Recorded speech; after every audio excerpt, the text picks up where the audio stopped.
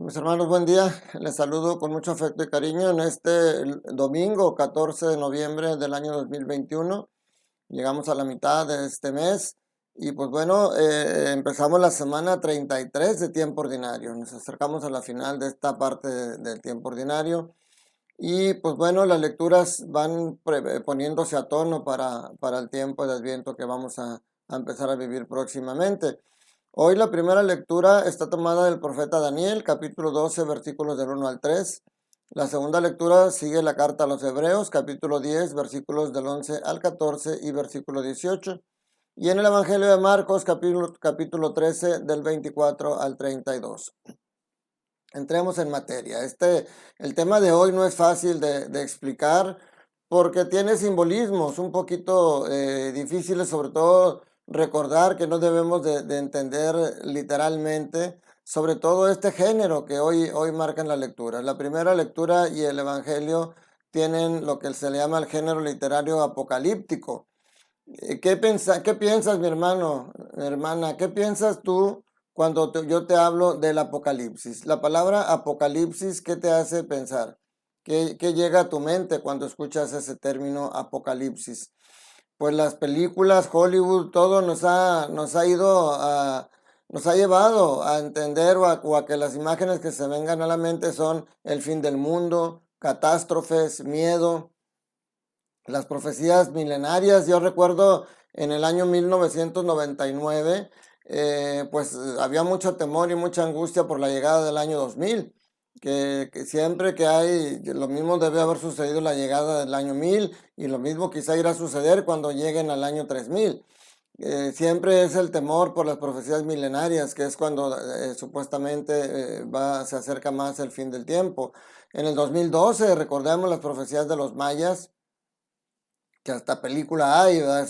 Sobre cómo iba a ser el fin de los tiempos. Pero el Señor nos ha dicho constantemente que no, y al final de la lectura del Evangelio de hoy dice, nadie sabe en el día ni la hora, ni siquiera el Hijo, solamente el Padre. Pero bueno, en la primera lectura pudiera estar condensada toda la reflexión de este día, pero vamos a complementarla con todas las demás como lo hacemos siempre. Pero en la primera lectura nos habla de 5 cosas bien interesantes. La primera y que nos tiene que tener siempre bien claro, nosotros tenemos un defensor. Ya lo tenían en aquel entonces, lo tenemos ahora y lo vamos a tener siempre. Eso es lo primero. O sea, no importa que vayamos a enfrentar. Por eso la oración que yo les recomiendo siempre diaria es, ayúdame, Señor, a comprender que hoy no pasará nada, que tú y yo juntos no podamos superar. Empieza diciendo la primera lectura, en aquel tiempo se levantará Miguel, el gran príncipe que defiende a su pueblo. En aquel entonces tenían a Miguel, San Miguel Arcángel, el defensor, el que venció al diablo. Hoy tenemos a Jesucristo, que dijo, yo estaré con ustedes todos los días hasta el fin de los tiempos. Pero eso es lo primero que debemos de recordar siempre. Tenemos un defensor. Porque lo segundo, que dice que habrá tiempos de angustia. Esto es algo de por sí muy natural en la fragilidad del ser humano, pero a través de la historia es algo que la humanidad siempre ha pasado. Dice, será aquel un tiempo de angustia, como no lo hubo desde el principio del mundo.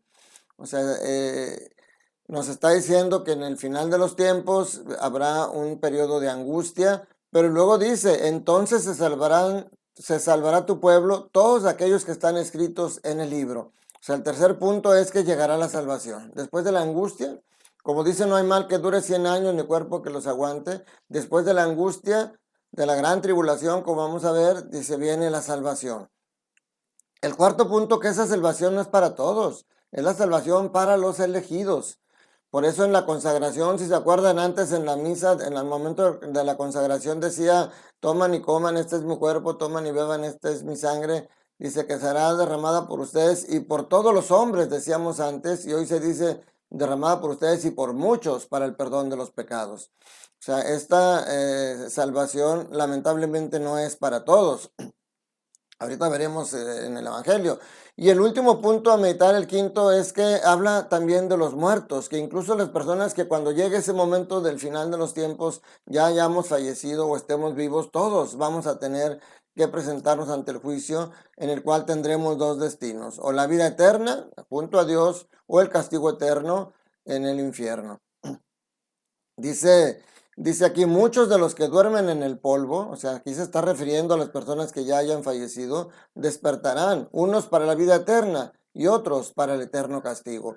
Fíjense cómo esta parte que nos dice la primera lectura es algo que sucede ya. O sea, nosotros la muerte siempre viene acompañado de tristeza, de angustia. Claro, hay lo que se le llama la muerte del justo. Yo recuerdo cuando Sor Luz del Carmen, que en paz descanse, la religiosa con la que yo trabajé 30 años para el seminario del Monterrey, ella nos comentaba que un día tuvieron la muerte de una de sus religiosas, pero se murió de una manera muy santa, se murió rezando. Iban a comer, se sentaron y mientras alguien hacía la oración para bendecir los alimentos, todos se ponían así en posición de oración y de repente cuando fueron con ella para decirle que ya podía empezar a comer, ya había fallecido. Se le detuvo el corazón en el momento que estaba rezando. Es una muerte muy hermosa. Por otro lado, recuerdo hace tiempo, hace algunos años, aquí en Monterrey hubo un accidente muy fuerte donde unos jóvenes que iban en un carro chocaron, el auto explotó y se incendió. Y cuentan muy dramáticamente, me acuerdo, las personas que pasaban por ahí, que se escuchaban los gritos de horror y de dolor de los muchachos que estaban ardiendo vivos dentro del carro. Una muerte horrible, pero al fin es muerte, muerte santa, muerte horrible, todas son paso necesario para lo que viene después para la resurrección final, que ya desde el principio Daniel ya lo veía, los macabeos también ya lo veían y ya hablaban de la resurrección final y que en ese momento nuestros destinos son diferentes, unos para la vida eterna, otros para el castigo eterno. ¿De qué depende? Bueno, el Evangelio nos hace una reflexión al respecto. El Evangelio puede dividirse en dos partes. En la primera, habla de la llegada del Hijo del Hombre y la reunión con los elegidos. Esta reunión con los elegidos tiene que ver con lo que decía la primera lectura. Viene el Hijo del Hombre y dice aquí, después de la gran tribulación. O sea, es lo mismo que decía la primera lectura, que primero habrá momentos de angustia. Y que después de esa gran tribulación o para esa gran tribulación va a haber señales. Claro, aquí el género apocalíptico usa algunas veces simbolismos que si los tomamos al pie de la letra, pues nos vamos a aterrorizar, porque habla, habla aquí de las señales como son un sol que se apaga, una luna que no brilla, unas estrellas que caen. Dice aquí, después de la gran tribulación, la luz del sol se apagará, no brillará la luna, caerán del cielo las estrellas y el universo entero se conmoverá. O sea, no tenemos que tomar literalmente esto, mis hermanos. O sea, aquí lo que está refiriendo, lo que dice al final también este evangelio de hoy, cielos y tierra pasarán, pero mi palabra no pasará. ¿Qué significa? Pues se puede caer el cielo, se pueden caer las estrellas, se puede caer el sol. Eso no es lo más importante. Por eso hace unos días lanzaba una crítica a aquellos que veían esa hermosura del universo y la endiosaban y hablaban el dios de la luna, el dios del trueno, el dios de la lluvia, el dios del sol, en fin. Y decía, ustedes ven las hermosuras de la creación y no ven en ellas al creador. Eso es más bien lo que esto puede significar. El cielo y la tierra pasarán. No tenemos que centrarnos en las cosas de la tierra. Tenemos que ver esas señales, pero para reencontrarnos con el verdadero sol, que ese nunca se apagará, que es Cristo. Y en la segunda parte del Evangelio hay tres verbos que predominan y que son los importantes que debemos de meditar. Dos los dice literalmente, entiendan y sepan, el verbo entender y el verbo saber. Y el otro no dice literalmente, pero lo entendemos en el mensaje que está dando, que es preparación, prepárense. Dice aquí que nos pone el ejemplo de la higuera. Nos pone el ejemplo de la higuera, dice, entiendan esto con el ejemplo de la higuera. Nosotros a lo mejor no entendemos mucho de agricultura porque no vivimos en el campo, vivimos en la ciudad. Aquí dice que la higuera cuando empiezan a salir las flores es porque ya va a llegar el verano. Pero nosotros tenemos muchas cosas. De repente aquí decimos, yo oigo a la gente grande que dice, oye, hace bastante calor y estamos en invierno. Hay un día muy caluroso y dicen, este calor no es normal, este calor está anunciando un gran frío y realmente viene frío. O cuando vemos las nubes así aborregadas, decimos que viene el frío. Cuando dice el dicho, cuando los cerros se ponen sombrero seguro aguacero, o sea, vemos las nubes que se ponen arriba de los cerros y decimos seguro que va a llover y llueve. Y eso es lo que el Señor dice. O sea, ustedes pueden ver las señales de los tiempos y no ven las señales de la cercanía de Dios en ustedes. Fuimos la vez pasada, mi esposa y yo, a separar algunas cosas, los juguetes de los nietos, y vemos gente separando ropa de invierno, separando juguetes, comprando pinitos, comprando. ¿Por qué? Porque ven ya la cercanía de la Navidad y empiezan a prepararse para todo eso. Pero ¿por qué? Nosotros, ahora que empecemos el Adviento, como cada año vamos a recordar que el Adviento sí lo vemos como una preparación para la Navidad, para la llegada del niño Dios, pero siempre recalcamos, debe ser una preparación para la segunda llegada de Jesús, para la llegada definitiva que es la que nos está anunciando hoy. ¿Y cómo tenemos que tener esa preparación? ¿Y cuándo tenemos que hacer esta preparación? Nadie lo sabe cuándo va a ser, ni el día, ni al día ni la hora, porque la llegada del fin del mundo es cuando todo el mundo vamos a comparecer, pero diariamente mueren miles de personas. Y esa muerte es la llegada del fin del mundo para esa persona que se acaba de ir.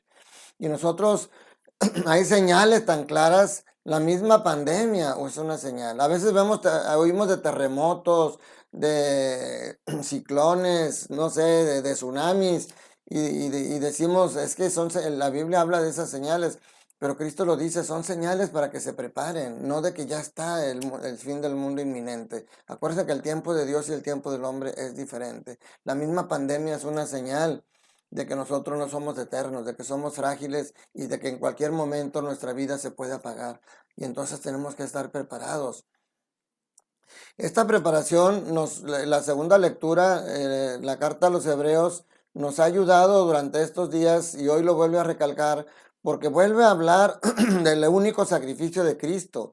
Cristo murió y ofreció un sacrificio único y universal para todos los que murieron antes de Cristo, para los que murieron durante Cristo y para los que estamos viviendo después de Cristo. Y dice que lo único que le queda es aguardar a que sus enemigos sean puestos a sus pies. Y dice, el último enemigo en vencer será la muerte.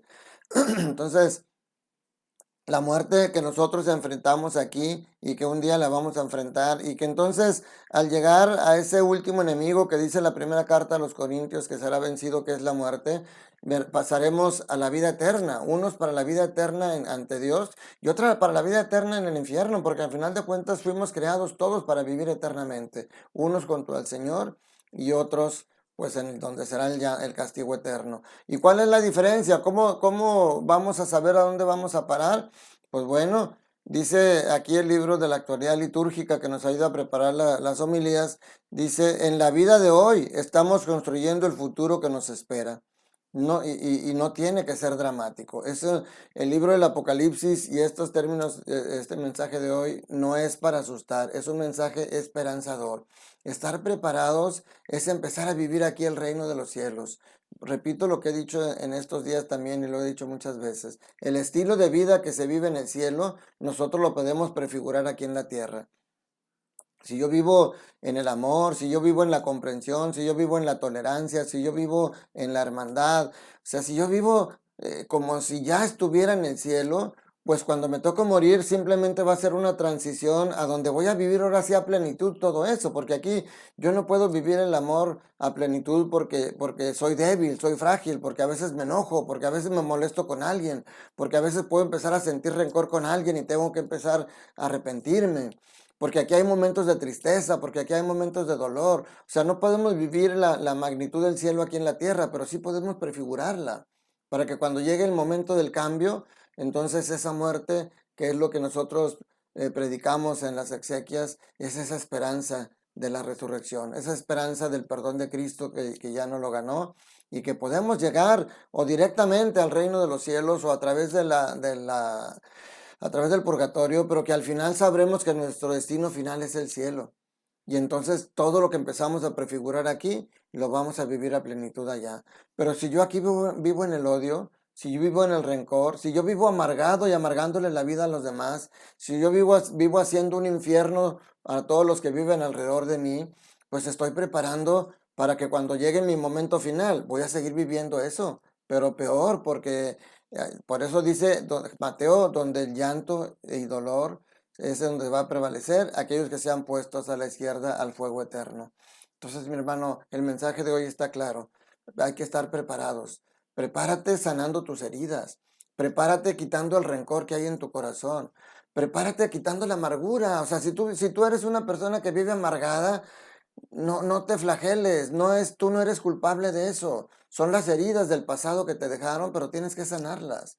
Esa es la vida que actualmente te ha dejado tu vida pasada, pero no tiene que ser tu vida futura. Tú puedes echar fuera todo eso que te trae la amargura si sanas tu corazón. Si es necesario buscar ayuda psicológica, ayúdala. Esa también es una ayuda que Dios pone a nuestro alcance, pero principalmente acércate al Señor, acércate a la reconciliación, pide perdón, perdona, sana tus heridas, empieza a vivir el cielo en la tierra. Y esa es la manera como estaremos preparados, porque cuando va a llegar el momento de presentarnos ante el Señor, quizá hoy, quizá mañana, quizá dentro de 10 años, quizá no sabemos.